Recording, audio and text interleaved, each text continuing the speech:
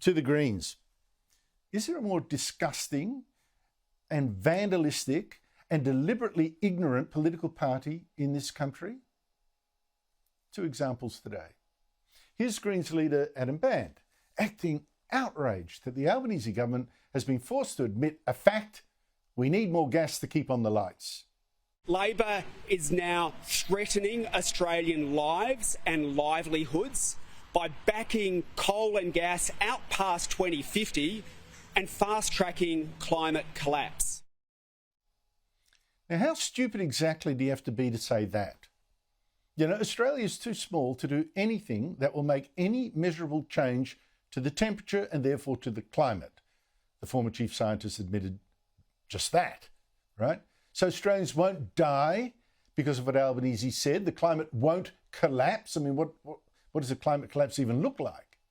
This is Adam Bandt pushing either a great lie or advertising his invincible stupidity. He's not fit to be in Parliament. To think that, 13% of Australians vote for him? What a national scandal. But to the second example today, Greens Senator Dorinda Cox, actually boasting that she chanted that anti-Israel slogan we've talked about quite often, from the river to the sea, Palestine will be free, which in fact means no Israel. Well, I do support and have participated in the change from the river to the sea. This is something that I think supporters of Palestine are very clear about. And in fact, this is sufficient in the way that we have this conversation. It's grounded in peace and freedom. Is she really that ignorant or just pretending to be? Either way, it's a terrible look. I mean, grounded in peace and freedom, that slogan, no, Senator Cox, it's grounded in genocide. Now, Ismail Mashal, don't take it from me, take it from Ismail Mashal, the leader of Hamas abroad. He actually spelled it out for you, for the Greens, for the students who will mindlessly chatter that slogan from the river to the sea. He said it's a slogan that does mean wiping out Israel. And Hamas will settle for nothing else but the destruction of Israel. It doesn't want these 2 states, Israel and Palestine. It wants just one, Palestine. Here he is. المسألة الأولى، نحن لا نقبل حل الدولتين، خاصة بعد 7 أكتوبر. أظن تجدد الحلم والأمل، فلسطين من البحر إلى النهر، من الشمال إلى الجنوب. وهذا حتى كما قلت لك أصبح شعار في الولايات المتحدة وفي العواصم الغربية. The Hamas leader is actually grateful to people like this Greens Senator Dorinda Cox chanting their slogan from the river to the sea. Now, when she was reminded of what that Hamas leader has said in the past by Sky's Tom Connell today, she just did the I don't know, don't want to know routine. Well, look, I'm not an expert on Middle Eastern history. How reckless is that? I mean, this is Greens for you. Totally sure of themselves, totally ignorant. Either that or they're totally liars. Joining me every Thursday is Nationals front bencher Barnaby Joyce, the former Deputy Prime Minister. Barnaby Joyce, thanks for your time. Look, the Greens there, your response? Well, from the river, that would be the Jordan River, I presume. To the sea, that would be the Mediterranean Sea, I presume. And if that means that Hamas is running that, backed by Iran, that would be, you would have a Holocaust. It would be the end of the Jewish people in that part of the world. They would either have to leave, or I presume, as you would believe, if Hamas running it, they would be killed. Now, if the Greens want to support that idea, then my question is to so many others, why do you support the Greens? Why do you endorse their views? Why do you stand beside them? We, for all what the people find the flaws in Israel, it's a democracy. It's transparent, and the war that's happening was not started by them. It was started by a terrorist organisation called Hamas, and Hamas wants to wipe Israel out from the Jordan River, the Mediterranean Sea, and between those two items lies Israel. There will be no Israel.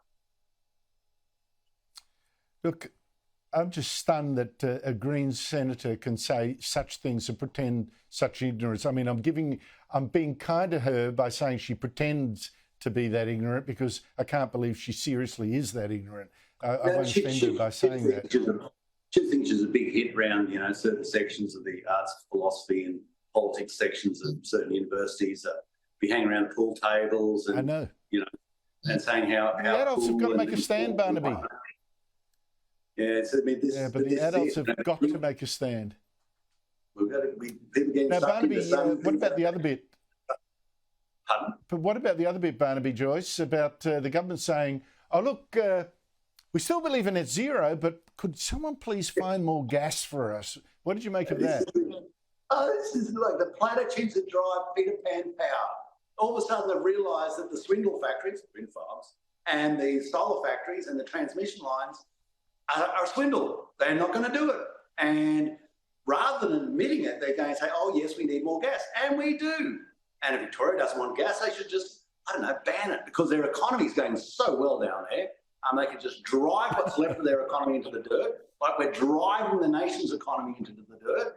And it's really your listeners and other people have to say, the swindle's up, we're over it.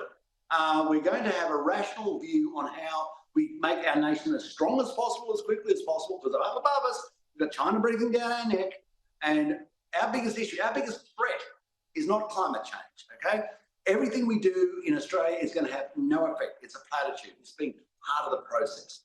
But what we are doing very successfully is destroying our economy, socialising private assets, and driving people who are poor into poverty. That's what you're doing. If you're supporting it, you are very successful because you are achieving your goal. You're driving poor people into poverty and driving our economy into the dirt. Well, Barnaby, please end on a happier note. Tell us a lot about your love affair with beef. I mean, you're one of the... It seems like half of Parliament is emptied into the beef week at Rockhampton. I suppose I am a beef producer. My family have been beef producers for generations. And it's great to be here because this is a noble cause. The point of this is not swindling people by finding their weaknesses or an addiction. We're feeding people. It's creating food. It's food on the plate. That's a great moral outcome. And we see people from all around Australia here. And it's not just people walking around in the cow manure. It's seeing the genetics, seeing the science. We've got bands on tonight, we've got dinners on. It's a great thing. Joe Peterson started it in 1988. Just goes to show you, when you invest where you make money, you make more money. But if you invest where you lose money, you go broke. So this is a good example of investing where our nation actually makes money. Well, don't forget the Albanese government's coming for the farmers too with their global warming nonsense. So spread the word. Barnaby Joyce, thank you so much indeed for your time.